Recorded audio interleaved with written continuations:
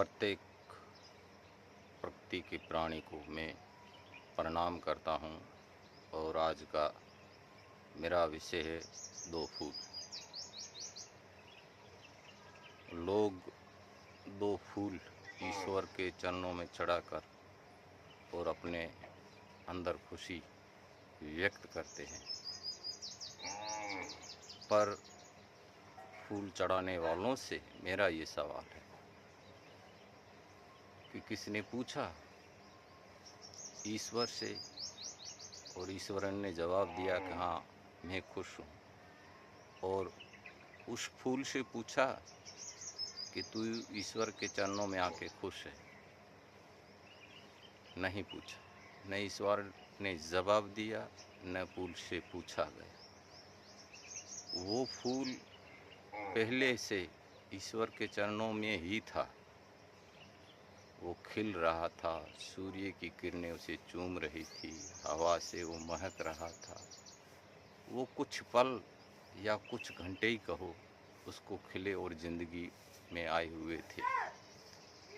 और इंसान उसकी खुशी को झेल नहीं पाया और उसे सूर्य उदय होते ही उसको टहनी से काट लिया गया। काटने के बाद में उसकी मृत्यु हो जाती है, और मृत्यु हुई एक चीज़ लाश होती है। आपने लाश को ले जाके ईश्वर के चरणों में सुबह की टाइम चढ़ा दी, और आपने कहा हमने दो फूल चढ़ा दिए। इस बात से ये लगता है कि इंसान से तो कहीं ज़्यादा एक भंवरा भी ज्ञानी है, उसमें समझदारी है। वो आता है, उसे छूता है, उसे देखता है और उसकी सुगंध लेता है और मगन हो जाता है। और ऐसे वो कई फूलों की सुगंध लेके उड़ता रहता है। जैसे कि उदाहरण कहूँ, हम इस संसार में आए हैं तो इस संसार की सुगंध लो और महकते रहो। प्रकृति के अंदर आपदाएं ना फैलाओ। ब्रह्मांड पूरा समझने के लिए है, इसे समझना है और समझना चाहिए। ऐसे दो फूल चढ़ाने से ईश्वर खुश नहीं होगा।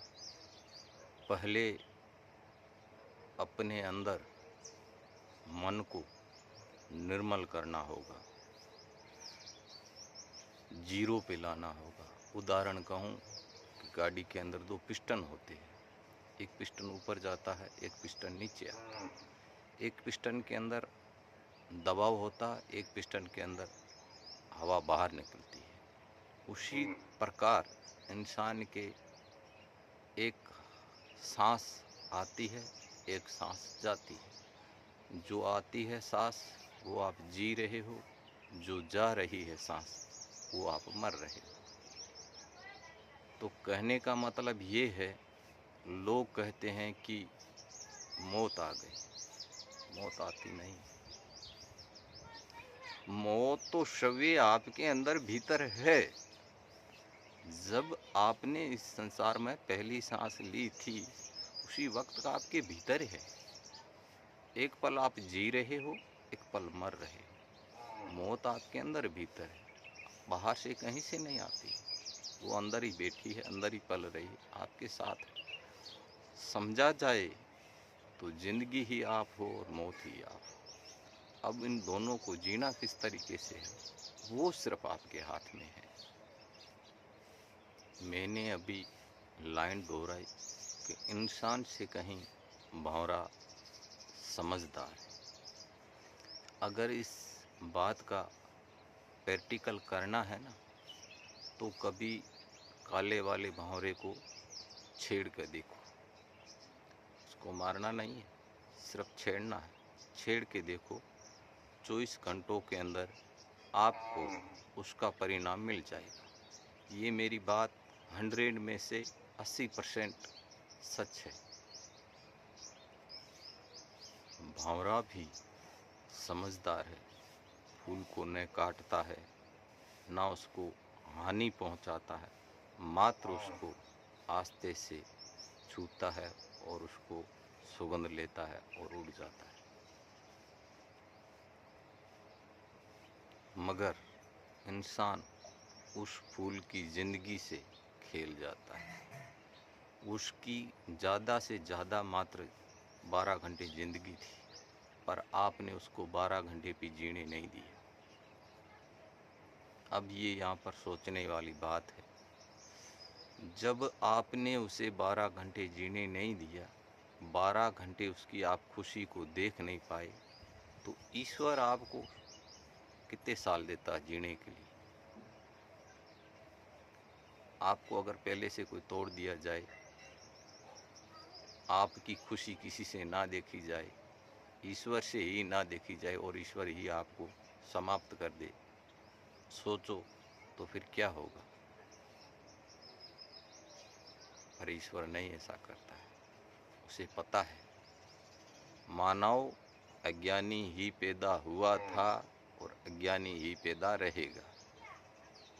वो प्राणी के हर अंदर की बात को वो जानता है, क्योंकि उसने ब्रह्मांड रचा है। उसको हर बात की खबर है। अगर ईश्वर को समझना है तो खुद को जीरो पर लाना पड़ेगा, शांत होना पड़ेगा। जैसे गाड़ी गर्म होती है ना, उसका मीटर ऊपर होता है टेम्परेचर का, और जब पूरा मीटर नीचे आता, जीरो पे होता, तब हम सब बोलते हैं कि गाड़ी अब ठंडी हो गई। उसी तरह से ही अपने मन को एकदम स्थिर करना होगा और एकदम निर्मल करना होगा, तब जाके कहीं आप ईश्वर की अनुभूति कर पाओगे।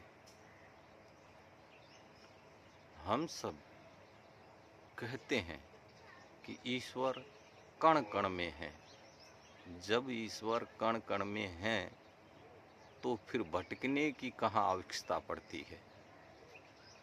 वही इंसान कहता कि ईश्वर कण कण में है, और वही इंसान भटकता है मंदिरों, मस्जिदों,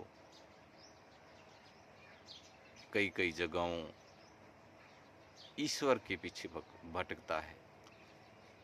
या तो उसमें समझदारी नहीं है, और या फिर वो मूर्खता है जो सामने दिखा रहा है। जब ईश्वर कण कण में है तो मानो कि ईश्वर हर जगह है, और हर कोई कहता है कि ईश्वर निराकार है, दिखता नहीं। जब निराकार है तो हवा ही ईश्वर है, जिससे आप एक पल ले रहे हो, एक पल आप छोड़ रहे हो। और ईश्वर को महसूस करना है तो इसी तरीके से हवा जिसे शरीर को गर्म, ठंडी, कई प्रकार से शरीर को छूती और महसूस होता है, वही ईश्वर है। कोई आवश्यकता नहीं है भटकने की। अगर भटकते रहोगे तो निश्चित ईश्वर को कभी ना समझ पाओगे और ना कभी ईश्वर को प्राप्त हो पाओगे। अपने भीतर से दया उत्पन्न करो, किसी का बुरा ना करो, किसी के साथ कोई अन्याय न करो। हो सके तो किसी की भलाई करो। अगर भलाई ना हो सकती है तो बुराई करने का आपको अधिकार किसने दिया, और वो कौन सा प्रमाण पत्र है जिस पे आपको लिख के दिया है? जो भी बातें हैं संसार में, जितनी भी बातें आपने पढ़ी है, सुनी है, कई ऐसी किताबें, असीमित किताबें, धर्म ग्रंथ है। कोई कहता ईश्वर ने लिखा, नहीं, ईश्वर ने लिखा। प्रत्येक किताब के ऊपर लास्ट पन्ने पे लेखक का नाम लिखा होता है, और प्लस किस कंपनी ने छापा है वो नाम लिखा होता है। अगर ईश्वर लिखता, खुद लिखता ईश्वर, तो कौन सी भाषा में लिखता? यहाँ एक ये सोचने वाली बात है। अंग्रेजी में लिखता तो हिंदी वाले क्या कहते? हिंदी में लिखता तो उर्दू वाले क्या कहते हैं, कोई भाषा नहीं ईश्वर की भाषा को मौन रह के समझा जा सकता है। जितनी भी यहाँ पर किताबें धार्मिक है, प्रत्येक किसी न किसी व्यक्ति ने लिखी है और उसके अंदर के विचार है, उसके सिवा कुछ भी नहीं है। किसी किसी व्यक्ति को व्यक्त होता है मुझ में ज्ञान है। अगर ऐसा व्यक्त होता है तो अपने मन से वो प्रश्न करे, ज्ञान आखिर है क्या। एक बार नहीं 100 बार वो अपने से प्रश्न करे, ज्ञान आखिर है क्या। ज्ञान कोई ऐसी वस्तु नहीं है जो किसी दिखा सके। ज्ञान मात्र बहता रहता है, एक हवा की तरह है। झरना भी बहता है मगर कभी वो रुक जाता है। ये सदा बहता है, सदा बहता रहता है। इसको ना आप रोक सकते हो, न आप इसको कंट्रोल कर सकते हो। ये सदा था चलता रहा है और सदा चलता रहेगा। समय को देखते हुए मैं अपनी वाणी को यहीं विराम देता हूँ। अगर किसी को मेरी बातों से लगाव हो तो YouTube चैनल पे जाए, SS खुमारी लिखे, वहाँ पर और भी आपको सुनने को मिलेगा। अगले वीडियो में आपसे फिर मिलूँगा। तब तक के लिए मैं अभी सभी से इजाज़त चाहता हूँ। जय इंसानियत।